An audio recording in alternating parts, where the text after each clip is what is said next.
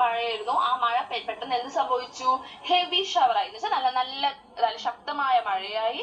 അപ്പൊ than walked fast, but and എന്ത് ചെയ്യണം? വേഗത്തിൽ നടക്കുകയാണ് കേട്ടോ. മഴ നനയാതെ നിൽക്കാൻ എവിടെയെങ്കിലും കയറി നിൽക്കണം. വേഗത്തിൽ നടന്നു.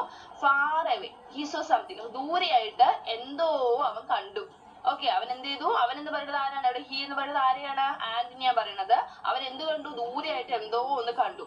What did the ant see? എന്തായിരിക്കും ആ ഉറുമ്പ് കണ്ടിട്ടുണ്ടാവുക? നമുക്ക് റീഡ് ചെയ്ത് നോക്കാം. The ant saw a tiny mushroom. He ran towards the mushroom. It was red in color. There were yellow spots on it. I shall make it an umbrella. The ant sat under it. എന്താണ് കണ്ടത്?